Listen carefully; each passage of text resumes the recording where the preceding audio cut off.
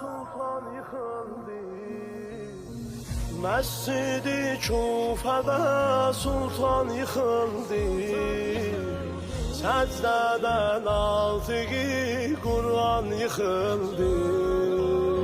Secdeden altı Kur'an yıkıldı.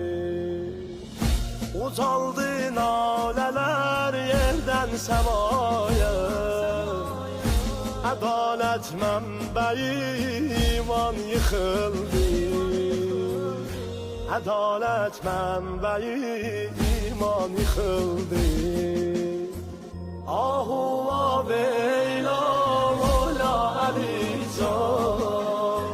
Ahu veyla mola Əlican. Ahu veyla mola Əlican.